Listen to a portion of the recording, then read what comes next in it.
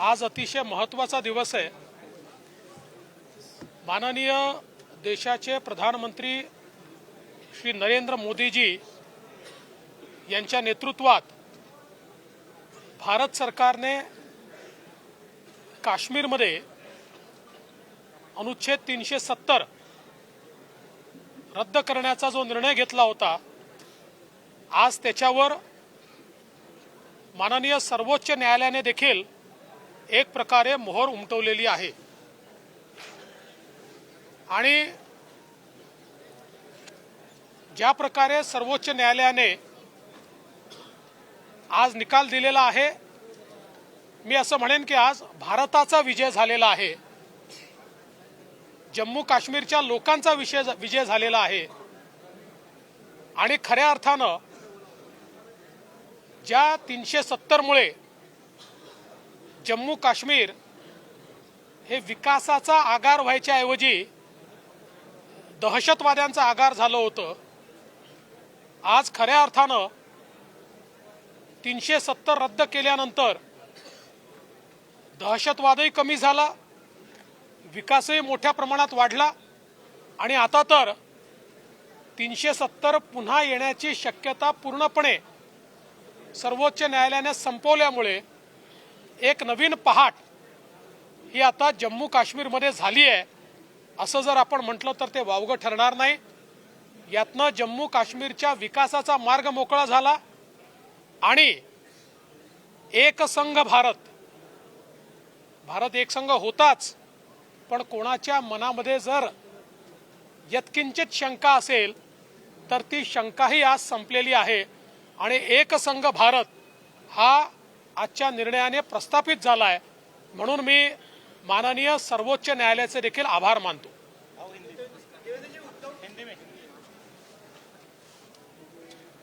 आज का दिन भारत के इतिहास में स्वर्ण अक्षरों से लिखा जाने वाला दिवस होगा। माननीय सुप्रीम कोर्ट ने जिस प्रकार से आदरणीय प्रधानमंत्री जी के नेतृत्व में लिया हुआ फैसला 370 को हटाने का, इसको वैध ठहराया है।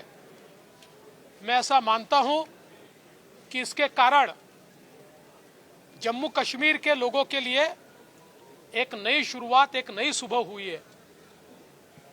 वैसे भी जिस समय प्रधानमंत्री जी के नेतृत्व में भारत की संसद ने इसको हटाने का निर्णय लिया, उसके बाद हमने ये देखा लगातार आतंकवादी घटनाएं कम होती गई, विकास बढ़ता गया और जिस प्रकार से टूरिज्म के माध्यम से वहां के लोगों को रोजगार उपलब्ध हुआ, वो भी देखने लायक है। ऐसे में आज का फैसला ये मील का पत्थर साबित होगा और किसी के मन में भारत की एकता और अखंडता के बारे में, जम्मू कश्मीर के बारे में यत्किंचित भी शंका होगी तो आज उस शंका को भी समाप्त करने का काम ये सुप्रीम कोर्ट के निर्णय से हुआ है। और मेरा विश्वास है कि आने वाले दिनों में प्रधानमंत्री जी के नेतृत्व में जम्मू और कश्मीर ये बहुत बड़े पैमाने पर वहां के लोगों की आशाएं, आकांक्षाएं, अपेक्षाओं को पूर्ण करने वाला राज्य बनेगा। और जिस प्रकार से हम कहते हैं कि भारत का मुकुट ये जम्मू कश्मीर है, ये मुकुट निश्चित रूप से आने वाले दिनों में चमकेगा और दमकेगा।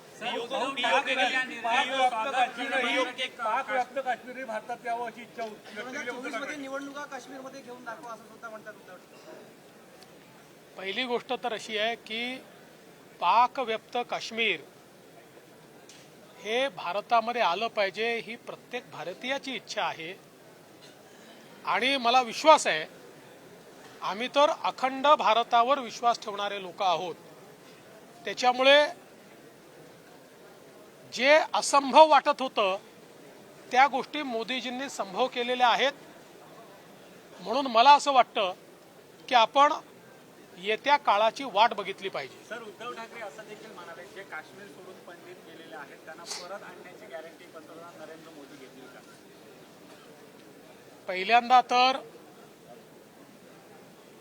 इतके वर्ष हिंदू हृदय सम्राट शिवसेना प्रमुख बाळासाहेब ठाकरे यांनी 370 कलम हटवलं पाहिजे अशी मागणी केली आणि त्यांची मागणी पूर्ण करण्याचं काम हे माननीय मोदीजींनी केलं. पण ज्यावेळी माननीय मोदीजी हे काम करत होते त्यावेळी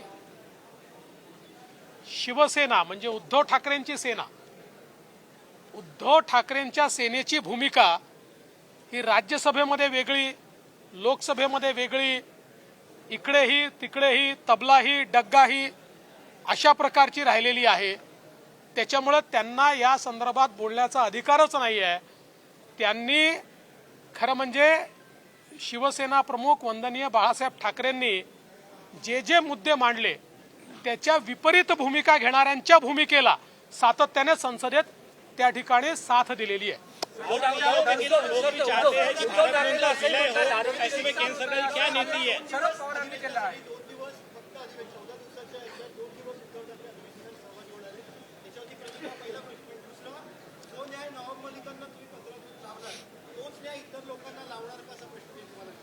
पहिल्या प्रश्नाचं उत्तर असं आहे की किती आनंदाची गोष्ट आहे, उद्धवजी आले, अधिवेशनात आले. आता ते किती दिवस आले याचा हिशोब तुम्ही लावा, पण आले हे काय कमी आहे? प्रत्यक्ष येऊन बसले काय कमी आहे? त्यामुळे आता मी त्याच्यावर फार बोलणार नाही. जो न्याय नवाब मलिकांना आहे, नवाब मलिकांसारखा आरोप, त्यांच्यासारखी जेल, त्यांच्यासारखी परिस्थिती ही इतर कोणाची असेल तरी त्याच्यावर तोच न्याय लागला पाहिजे हे आम्ही सांगू. पीओके के लोग भी चाहते हैं कि उनका विलय भारत में हो, ऐसे में केंद्र सरकार की क्या नीति है? पीओके के लोग भी चाहते हैं कि उनका विलय भारत में हो, ऐसे में केंद्र सरकार की क्या नीति है? मराठी प्रश्न देखिए, इसके लिए आप ध्यान दीजिए. आने वाले दिनों में देखिए, मोदी है तो मुमकिन है, जो असंभव है वो मोदी जी ने हमेशा करके दिखाया है. आज इसके ऊपर बोलना उचित नहीं होगा. समय का इंतजार कीजिए. एक पुन्हा प्रश्न आहे. उद्धव ठाकरे असं म्हणाले की धारावीचा विकास झाला पाहिजे, कारण मोदीच्या मित्राचा विकास झाला नाही पाहिजे. टीडीआर बँक सरकारकडे असावी, अदानीकडे नव्हे, उद्धव ठाकरे असे म्हणाले. मी एकच गोष्ट या निमित्ताने सांगू इच्छितो की एक तर पहिलं जे धारावीचं टेंडर होतं ते तर काही अडाणींना नव्हतं. ते टेंडर रद्द करण्याचं काम कोणाच्या सरकारने केलं? उद्धव ठाकरेंच्या सरकारने केलं. आता जे टेंडर झालेलं आहे त्याच्या सगळ्या टर्म्स आणि कंडिशन्स ठरवण्याचं काम कोणी केलं? ते उद्धव ठाकरेंच्या सरकारने केलं. असं आहे की ही उद्धव ठाकरेजींची नीती आहे की ते विकासाच्या कामांना नेहमीच विरोध करतात आणि धारावीच्या लोकांना घर मिळू नये, कारण यांना घर मिळालं तर हे कदाचित आमच्या पाठीमागे येणार नाहीत, यांना झुंजवत ठेवा, अशा प्रकारची नीती त्यांची दिसते. त्या नीतीच्या अंतर्गतच त्यांचं काम चाललेलं आहे. तुम्ही बघा, आता त्यांनी पहिल्यांदा जी काही रिफायनरी होती त्या रिफायनरीला विरोध केला. मग त्यांनीच पत्र पाठवलं त्यांच्या सरकारमध्ये की रिफायनरी इकडे नका इकडे करा. मग तिकडे रिफायनरी करायला घेतली तर स्वतःच तिथे विरोध करण्याकरता गेले. त्यामुळे त्यांचा मूळ स्वभाव जो आहे हा विकासाला विरोधाचा स्वभाव आहे. ज्याला विकासाचा विरोध आहे त्या व्यक्तीशी काय बोलायचं?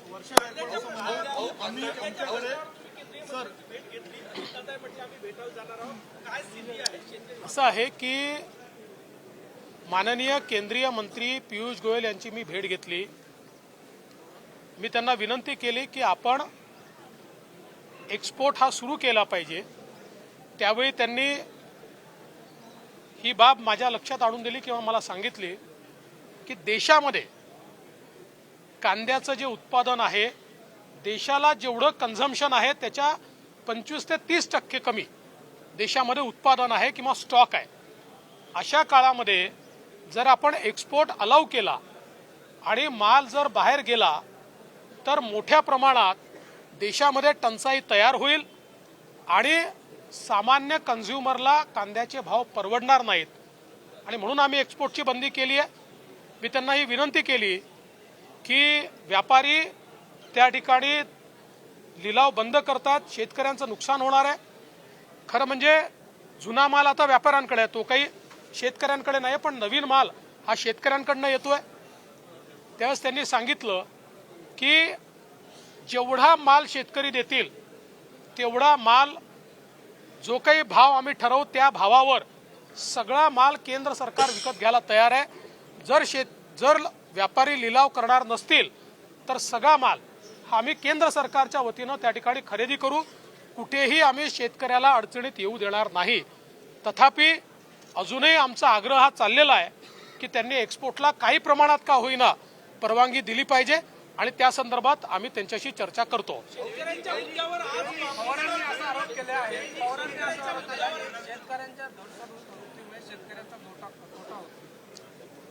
असं आहे की माननीय पवार साहेब देखील केंद्रीय कृषी मंत्री होते आणि ते केंद्रीय कृषी मंत्री असताना देखील 2 वेळा हा निर्णय घेण्यात आला आणि अशा प्रकारे निर्यात बंदी लावण्यात आली। शेवटी आपल्याला आपल्या देशातल्या कन्झ्युमरचं बघायचं आहे की विदेशातल्या कन्झ्युमरचं बघायचं आहे। हा हे खरं आहे की कन्झ्युमरचा विचार करताना शेतकऱ्यावर अन्याय होऊ नये आणि कुठल्याही परिस्थितीत केंद्र सरकारची भूमिका आहे की आम्ही शेतकऱ्यावर अन्याय होऊ देणार नाही।